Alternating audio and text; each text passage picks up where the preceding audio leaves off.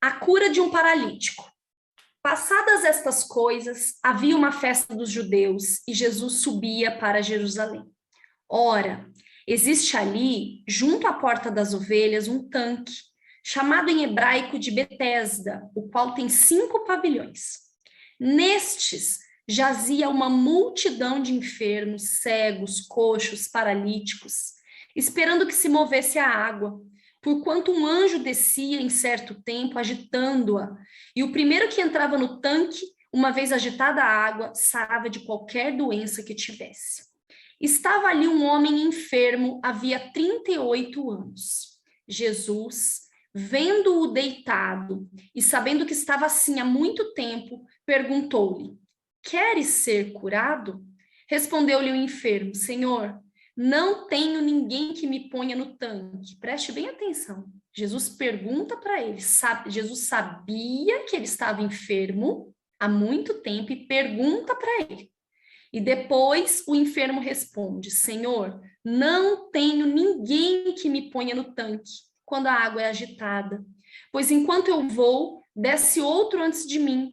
Então lhe disse Jesus: levanta-te, toma o teu leito e anda. Imediatamente o homem se viu curado e, tomando o leito, pôs-se a andar. E aquele dia era sábado. Vou fazer uma pequena oração aqui. Senhor, aqui está a tua palavra. Nós não queremos estudá-la como um livro qualquer, porque a tua palavra não é um livro qualquer. A tua palavra é viva, viva, mais cortante, Senhor, que uma faca de 2 gumes, uma espada de 2 gumes, que penetra, Senhor, a ponto de dividir juntas e medulas, propósitos e projetos do nosso coração.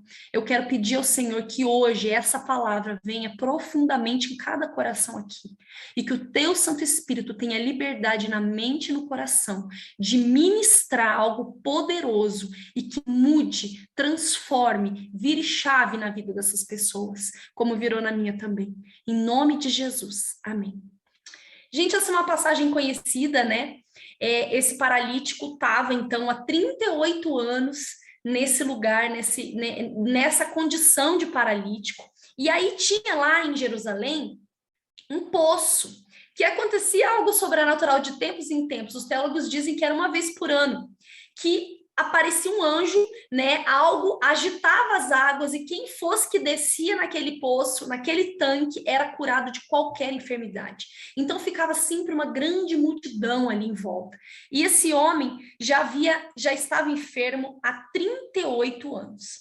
E aí, gente, é engraçado, né? Que Jesus, a Bíblia fala que Jesus, vendo-o deitado e sabendo que estava ali há muito tempo, perguntou-lhe: queres ser curado?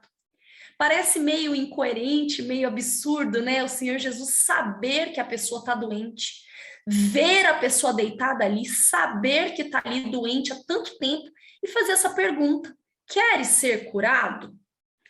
E aí ele diz, o enfermo responde: olha, Senhor, eu não tenho ninguém que me coloque no tanque quando a água é agitada. E aí, gente, aqui, né, eu disse naquela aula que eu expliquei sobre vícios emocionais, que o primeiro propósito de Deus na nossa vida é a nossa salvação. Porém, o segundo maior propósito na nossa vida é o nosso amadurecimento. É o nosso entendimento em caminhar com Ele para cumprir, de fato, aquilo que Ele determinou a nosso respeito. E quando Jesus faz essa pergunta para esse paralítico, né, a reflexão que nós podemos fazer é: por que esse paralítico estava ali sozinho? Deixa eu desligar meu WhatsApp, senão vai ficar fazendo esse barulho. Por que esse paralítico, há 38 anos daquele jeito, naquele estado, não havia ninguém ali que o ajudasse? Não tinha família, não tinha amigos. A impressão que nós temos é que ele não tinha nada disso, né? E aqui, o que nós aprendemos com essa história? Quando o professor, né, que é o pastor José Maurício, ele introduz essa história, né, no curso, ele fala que ele leu mais de 15 vezes esse texto, porque ele não estava entendendo por que Jesus fez essa pergunta para o paralítico. Estava tão óbvio, né? Estava tão óbvio. Ele disse que o Espírito Santo de Deus começou a ministrá-lo, né? Que muitas vezes nós passamos por situações na nossa vida, temos problemas, né? Pedimos a Deus um milagre, uma cura, uma mudança, uma transformação. Temos um problema de anos, né? Às vezes um problema crônico. E a pergunta que o Senhor faz para nós é: você que realmente quer esse milagre? Você realmente quer ser curado? Parece que a sua vida gira em torno desse milagre. Você só está esperando o dia que Deus vai cumprir aquela palavra, aquela promessa. E nós vamos ver na Bíblia que Jesus poucas vezes dá respostas, mas ele faz perguntas. E hoje é como se o Senhor nos fizesse perguntas. Vocês realmente querem? Você realmente quer ser curado? Mas aqui a pergunta não era uma pergunta boba, retórica aqui, porque a condição da pessoa era: é tudo que eu quero.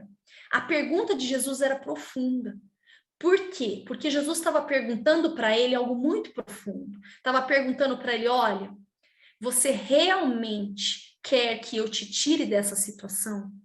Você está disposto a, depois de eu te curar, você ter um comportamento diferente? A correr atrás de todos aqueles que, de repente, nesse processo seu de busca de um milagre, nesse processo seu de busca de cura, nesse processo que você tem vivido há tanto tempo, de uma maneira crônica, você perdeu, você estragou lá atrás relacionamentos, você agiu de forma diferente, você está todo esse tempo desse jeito paralisado, você está disposto, com a cura que eu vou te dar, a começar do zero? A ser reconstruído por mim? Você está disposto a andar conforme eu vou te direcionar? Você está disposto a embasar sua vida diante dos princípios e enfrentar os gigantes que forem necessários para ser reconstruído? Para entrar nessa terra prometida de fato e desfrutar desse leite e mel que eu vou te dar? Porque para Deus colocar a gente na terra prometida, para Deus curar, para Deus libertar, para Deus fazer um milagre, gente, ele precisa de segundos. Né? Jesus não deve ter demorado quanto tempo ali? Ele só fez a pergunta: você realmente quer? Aquele homem estava 38 anos lá, naquela situação, e não tinha ninguém que o ajudava, que estivesse lá, se importando com ele para ele descer. Com certeza aquele homem já tinha perdido família, já tinha perdido amigos, já tinha perdido muita gente pelo caminho, nesses 38 anos, né, de doença. E às vezes, o que acontece é que nós queremos tanto que Deus faça, mas nós não estamos prontos, né, para ter uma postura, para para assumir um compromisso com Ele, de que nós vamos caminhar dali para frente diferente, de que nós vamos nos esforçar para reconstruir tudo aquilo que foi perdido naquele tempo. Sabe, gente, tem uma grande diferença entre dor e sofrimento. A dor é algo pontual. O sofrimento é aquilo que você agrega à dor no decorrer do processo. Muitas pessoas querem a cura de Deus, mas se Deus curar, elas não vão conseguir lidar com a vida que vai estar esperando elas pela frente, porque aquela vida com aquela dor é uma vida cômoda para ela. Porque ela chora, ela tem atenção, é um jeito dela contar algo de uma luta, de uma coisa que ela está ainda sofrendo, que ela ainda persevera em Deus, que não sei o quê. Então, assim, aquilo, na verdade, no fundo, reverbera para muitas coisas. E aí nós vamos ver na palavra de Deus que o Senhor, ele parte de um princípio, até mesmo o próprio Davi, daqui a pouco eu vou dar um exemplo para vocês, de que nós temos uma dor, vamos pontuar essa dor para o Senhor, vamos trilhar o processo de cura para essa dor, somente para essa dor, sem agregar sofrimento nela, e vamos chegar aonde Deus quer que a gente chegue, dentro de uma maturidade em Deus. Então, assim, eu sei que eu estou falando bastante coisa teórica, mas eu vou exemplificar para vocês aqui agora, tá? Digamos que você sofreu uma grande decepção. Digamos que você sofreu uma grande traição, né? Você se decepcionou com alguém. Digamos um amigo, vou dar um exemplo aqui. Você se decepcionou grandemente com uma pessoa que você jamais imaginou que aconteceria aquilo com você. Um amigo seu de muitas longas datas que você confiava e tudo. E aí, né? Ao invés de você, com aquela decepção, enfrentar a situação, O que seria, biblicamente falando, enfrentar a situação? A Bíblia diz o quê? Se você sabe que o seu irmão tem algo contra você, vá até ele, se o seu irmão tem algo contra você. Ou então, a Bíblia vai dizer assim, confessai os vossos pecados, as vossas quedas, uns aos outros para seres curados. Então, eu estou com algo dentro de mim, né? A Bíblia vai dizer, vai lá e conversa com seu amigo. Resolve com ele, põe para fora, vomita, fala para ele tudo que você sentiu, que você está humilhado, que você confiava muito nele. Enfim, resolva isso. Mas a pessoa não quer fazer isso.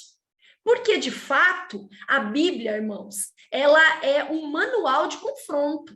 Né? Eu fui no culto no domingo e é uma coisa muito legal. O pastor falou assim, querido, olha só, se você quer viver tudo aquilo que você sonhou e projetou, procure outra religião, tá? Lá no Espiritismo, na Umbanda, no Candomblé, é bem legal. Lá você faz os pedidos que você quer, você tem, sabe? Você não precisa pagar preço de nada, você não precisa ser transformado, você toca a sua vida daquele jeito. Mas o evangelho não é para você.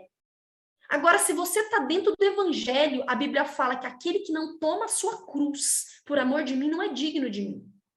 Né? Então, o que acontece? Nós precisamos entender o que a Bíblia manda a gente fazer. Isso é maturidade. Então, aí você não quer ir conversar com aquele amigo que te decepcionou. Porque você ainda está muito mal, aquilo está muito assim, você vai levando, pisando em ovos. Aí você encontra uma outra pessoa que você está se sentindo ali à vontade e fala, olha, estou muito mal. Fulano de tal fez isso. Aí aquela pessoa, sabe o que ela faz? Ela pega e fala assim, olha, posso te falar uma coisa? Eu não queria te falar, não. Mas ele não fez só isso com você. Ele já fez isso com fulana, com ciclano, com beltrano. Isso é agregar sofrimento. Vocês estão entendendo a diferença de dor e sofrimento? Aí agrega tudo aquilo de sofrimento no seu. Você fala, puxa vida, não foi só comigo. Você vê como que ele não era boa pessoa mesmo, eu que não enxerguei, eu que não vi que ele não valia a pena, que eu não vi, como que eu não prestei atenção que ele fez isso com fulano. Aí daqui um tempo a pessoa desabafa com o outro.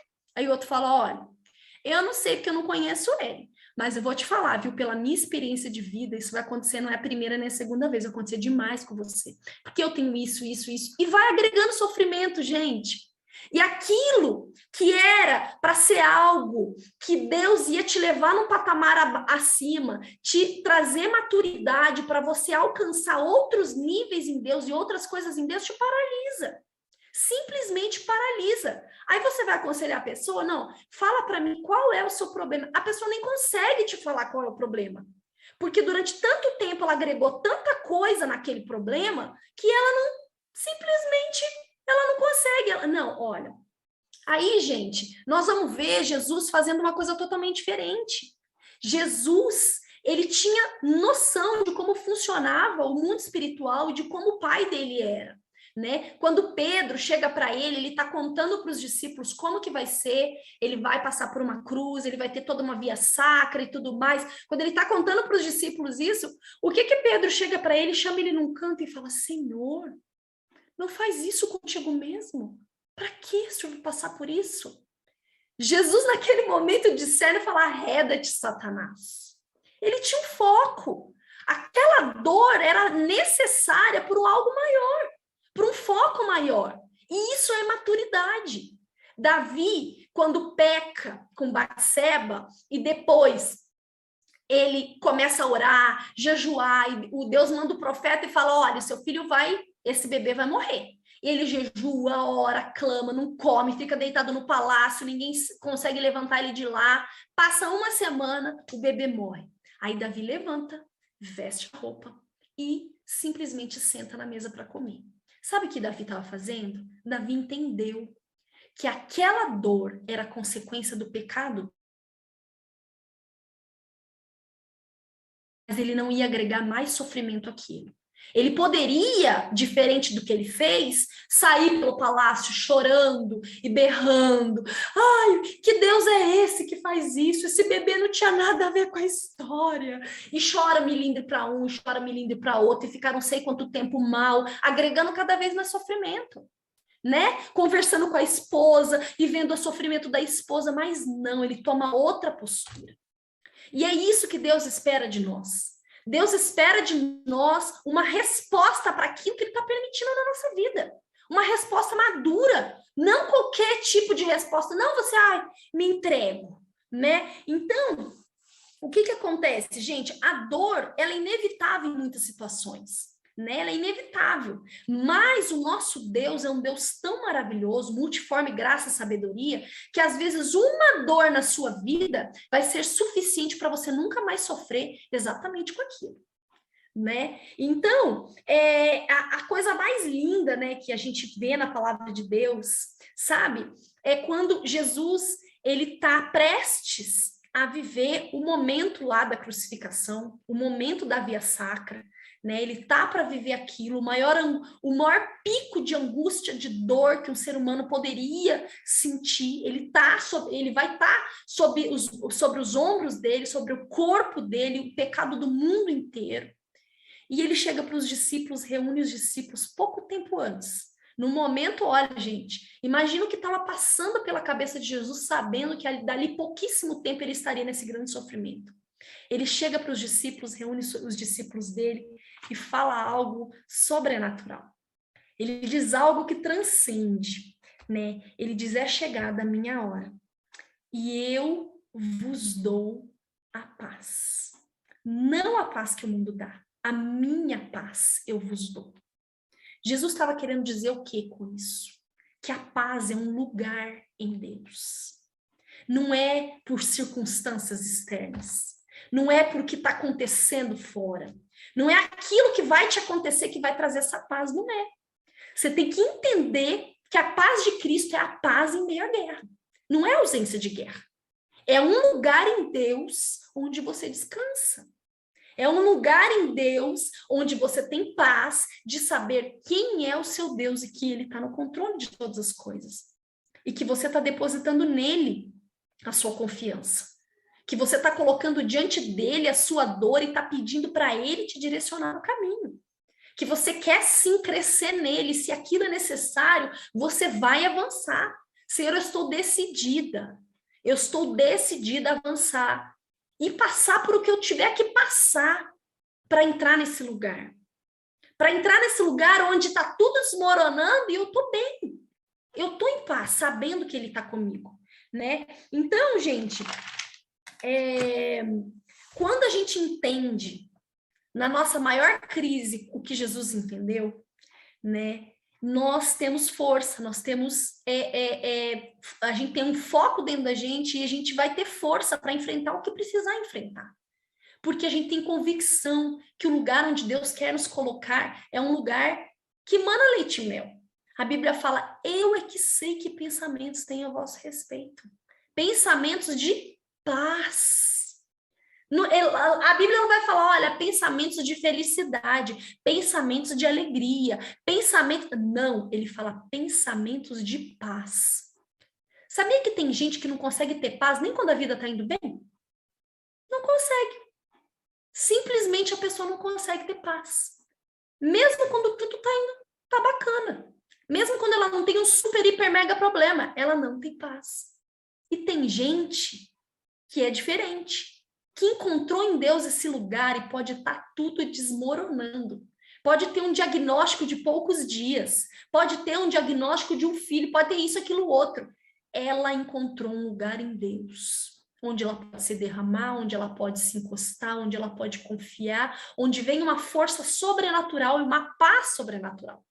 Porque essa paz é sobrenatural. O próprio Jesus fala, é a minha paz, não é a paz que o mundo dá, é a minha. Então, gente, o que acontece? E quando a gente, então, não entende isso, né? Quando a gente não alcança essa maturidade, acontece algo que é incrível, que talvez nós nunca tenhamos percebido. E eu nunca tinha percebido, mas nessa aula eu percebi. Vocês se lembram quando Deus separa né, os espias para ir olhar a terra prometida, né? E Josué e Caleb são 12 espias. Josué e Caleb são os únicos que voltam falando que Deus estava com eles. O restante, né, diz assim, que a terra realmente mana leite e mel, mas eles eram como gafanhotos. Mas eu vou ler para vocês Números 13, 33. Abra aí Números 13, 33. que eu tenho certeza que isso vai ser algo que vai marcar o coração de vocês. Números 13, 33.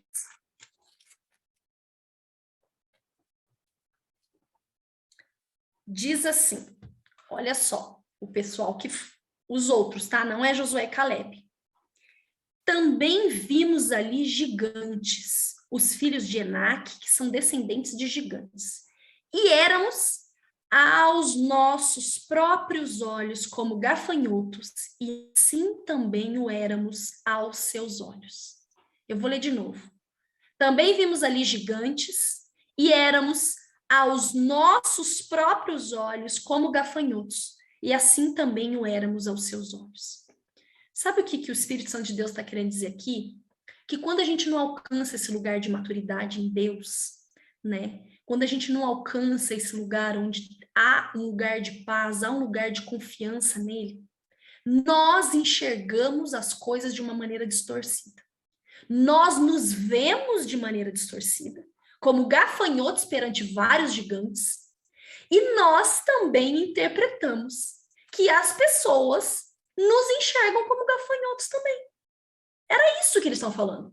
Olha, aos nossos próprios olhos nós éramos como gafanhotos, e aos nossos próprios olhos nós também achamos que eles nos achavam como gafanhotos, nos viam como gafanhotos. Nós acabamos distorcendo a própria visão de Deus a nosso respeito, e nós acabamos agindo de uma maneira a distorcer a visão das pessoas a nosso respeito.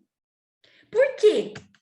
Porque quando você age desse jeito, você acaba ditando para as pessoas a maneira que elas têm que agir com você, né? A maneira que elas têm que te tratar, a maneira que ela tem que conviver com você, a maneira que ela vai lidar com você. Um exemplo disso, né, é aquela esposa, por exemplo, que apanha do marido. Gente, isso parece que é absurdo, parece que não existe, mas dentro da igreja tem muita gente assim. Não julgo, porque acha que o casamento é inviolável, porque acha que vai estar de maldição se divorciar, ou porque simplesmente acostumou com essa situação. Aí a pessoa está sofrendo essa dor, ciclicamente, há anos e anos, né? Até o pastor conta que uma pessoa chegou para ele e falou: olha, pastor, eu não sei mais o que eu faço. Meu marido me bate de tempos em tempos. Ele não bate sempre, só quando ele está muito, muito nervoso. Quando ele tem algumas explosões de ira, ele me bate. Ele falou assim: olha, eu já sei quem vai te ajudar. A irmã Maria. É mesmo, pastor? É. Olha, você pode ter certeza que ela é especialista nesses casos, eu tenho certeza que ela tem uma direção de Deus para sua vida. E onde que é a igreja dela? Ele falou: olha, a irmã Maria, ela fica lá na delegacia, é a Maria da Penha, ela vai te ajudar muito. Aí a pessoa deu risada para ele e falou: pastor, o senhor tá brincando, o senhor tá falando que é para eu denunciar meu marido? Ele falou: irmã, você não tá apanhando dele? Não, mas é só quando ele fica nervoso. Gente, vocês conseguem entender que essa pessoa não consegue, ela criou um vício emocional, um vício de comportamento, de uma maneira que ela não consegue sair dessa situação. Ela quer que Deus haja, mas sem ela ter um comportamento, é impossível. Ela tá a vida toda, ao invés dela, naquele primeiro momento, ela encarar aquela dor, ela tá agregando sofrimento numa caminhada, exigindo, esperando em Deus um milagre, sem comportamento nenhum. É impossível, gente. Põe uma coisa na cabeça de vocês, porque eu coloquei isso na minha cabeça. Oração é a fé mais a ação, tá? Não tem jeito do mundo espiritual se mover se você não tiver atitude. O nosso comportamento liga o mundo espiritual. A Bíblia fala: tudo que vocês ligarem na terra vai ser ligado nos céus. Tudo que vocês desligarem na terra vai ser desligado nos céus. Não adianta a gente achar que só chorando, clamando e sem ter atitude nenhuma, Deus vai movimentar algo. Porque não é assim que funciona. Você vai passar uma vida inteira frustrado com Deus, né? E aí, gente, essa falta de posicionamento te impede de chegar onde Deus prometeu. Aí você fica colocando nas costas de Deus a culpa de que a promessa não chegou, exatamente por uma falta de comportamento e de posicionamento seu, né? Então, a palavra de hoje é exatamente essa, né? Nós estamos tendo atitudes, respondendo ao Senhor com comportamento, com posicionamento diante dele, pautados em princípios. Gente, não adianta. Tem gente que fala assim, como é que é? A pessoa falou, deu muito certo lá na terapia, tá. Gente, todo mundo, seja justo, seja ímpio, que cumpre princípio, dele colhe seus frutos. Não adianta. O justo pode plantar desonestidade, ele vai colher bênção? Ele não vai colher, querido. Não vai colher. Eu não vou colher. Se eu plantar desonestidade, eu não vou colher. Né? Mas se um ímpio plantar generosidade, a Bíblia fala, uma generosa prosperará. Você pode olhar a vida das pessoas que não têm Jesus e que são abençoadores. Presta atenção na vida delas. Elas são prósperas. Mas nossa, mas serve outros deuses. Mas eles cumprem princípios. Os princípios são para todos. Os princípios regem o nosso universo. A palavra de Deus fala que ele sustenta tudo na palavra do seu poder. Então, a maturidade, ela abre portas, né? Ela abre portas para os planos de Deus. E o ingrediente principal da maturidade é a humildade. Isso foi uma coisa muito difícil de eu entender. Eu passei anos para liberar perdão. Anos. E enquanto eu não liberava perdão, acho que eu passei uns 7 anos. Eu lembro que o Espírito Santo falava para mim, Cláudia, você está semeando essa falta de perdão. Você está semeando, isso vai voltar, você vai chegar um tempo que você vai colher. Vai chegar um tempo que você vai colher. E eu lá, coração duro. Não, porque eu não consigo superar isso. E lambendo minhas feridas e agregando sofrimento. E contando para um e contando para outro, né? E a gente vai querendo alguém para lamber as feridas e para você se manter naquela posição de vítima. Gente, vocês nunca vão encontrar na palavra de Deus um apóstolo usado por Deus ou mesmo o próprio Jesus sendo vitimizado. Ele nunca vai ter essa postura. Porque essa postura de autocomiseração é uma entidade demoníaca. É um espírito que se alimenta desse sentimento. Então, quando o Senhor fala, olha, quando você não perdoa, eu tô te entregando para os atormentadores, porque o perdão, para mim, é um pecado imperdoável, o Senhor está dizendo isso. Porque eu te perdoei de muita coisa desde o seu nascimento e você não consegue perdoar uma ofensa? Mas são duas ofensas? Quantas eu te perdoei? Então, o que acontece? Do mesmo jeito que eu segurei o perdão na vida de uma pessoa durante 7 anos, depois teve uma pessoa que eu amava demais, que demorou também exatos 7 anos para me perdoar. Pasmem vocês. Por quê? Porque a Bíblia, ela gira em torno das leis e dos princípios. Né? A Bíblia fala, de Deus ninguém zomba. Tudo que o homem plantar, isso ele vai colher. E aí, gente, nós temos que ter humildade. Humildade em Deus para fazer o que é certo, independente se o nosso ego vai lá para o chão, se você acabou com toda a sua dignidade, acabou com a sua reputação, não interessa. Seja humilde, humilhe-se. A Bíblia fala que a humilhação precede a honra. A Bíblia fala que Deus resiste ao soberbo, mas dá graça aos humildes. Né? Quando Davi se levanta, come, enfrenta aquela dor, a Bíblia não diz quanto tempo ele demorou para percorrer esse caminho de cura para aquela dor. Mas nós sabemos o que aconteceu depois. A Bíblia diz que Batseba e Davi tiveram um filho e o Senhor muito o amou, tendo-o escolhido como o próximo rei, que foi Salomão. Olha, gente, como o caminho de Deus é perfeito. Né? A gente não adianta a gente ficar resistindo. Você sabe, uma coisa que ele falou que é muito verdade, ele fala, olha, maturidade é equilíbrio. Equilíbrio das virtudes. Equilíbrio de tudo. Ele falou assim que o que acontece? Às vezes, a gente cria um vício comportamental como, por exemplo, o pai que é meio grosseiro, que é meio bruto com as crianças, quando ele é confrontado porque ele está sendo bruto, porque ele está sendo grosseiro, ele grita, mas eu trabalho o dia inteiro para trazer comida para essa casa, para pagar todas as contas. Ou a mãe que está estressada, né, que está irritada, que acaba descontando nos filhos, e aí quando ela é confrontada por Deus, olha, você tem que ser mais carinhosa, o primeiro desabafo dela, eu não aguento, tudo sou eu. Eu me viro nos 30 para manter essa casa de pé, para manter essa casa organizada, para manter essa casa com uma boa administração, para ter comida para todo mundo. Eu tô exaurida. Sabe? Você notou que uma coisa não tem nada a ver com a outra? Que quando a gente é confrontado numa coisa, a gente quer equilibrar uma virtude aqui, porque você se esforça aqui, então você pode ser desequilibrado no carinho. Porque eu sustento a casa aqui, eu posso ser desequilibrado no modo de falar. Não é assim. Com Deus, gente, tudo é equilíbrio. Tudo é equilíbrio. Quantas pessoas falam a coisa certa da maneira errada, no tom errado, e joga por água abaixo tudo aquilo que ela tinha de argumento que era certo. Né? Falar tá certo? Sim. Falar demais tá certo? Não. Ser introvertido, ter o seu canto, ficar na sua de vez em quando, ok. Se isolar, tá certo? Não.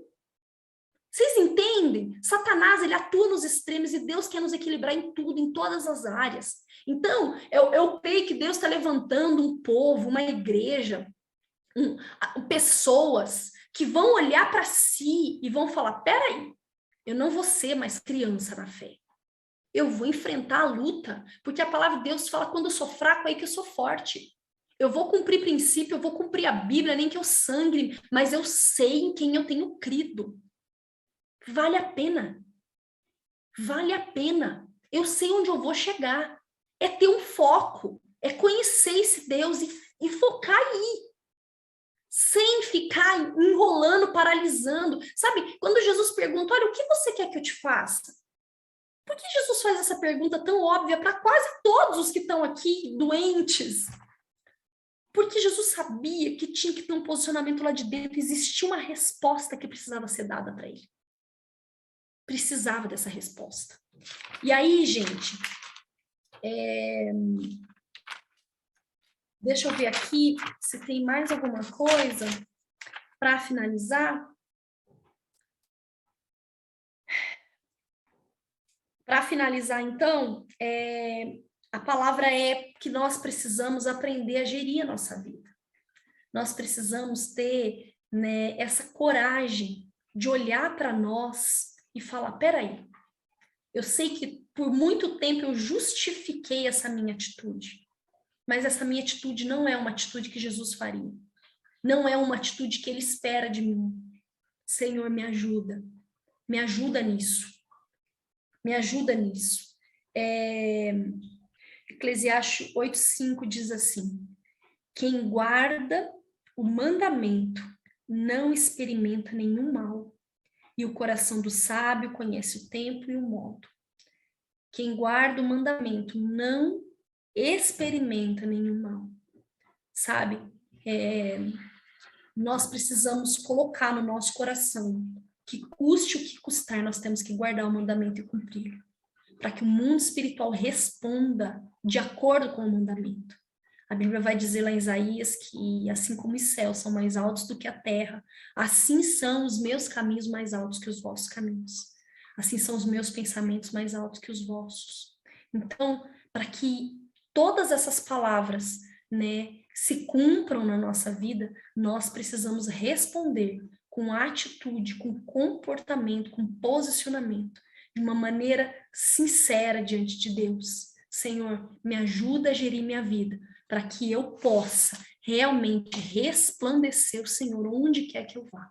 Para que as pessoas conheçam o Senhor através de mim mesmo, que eu não fale nada.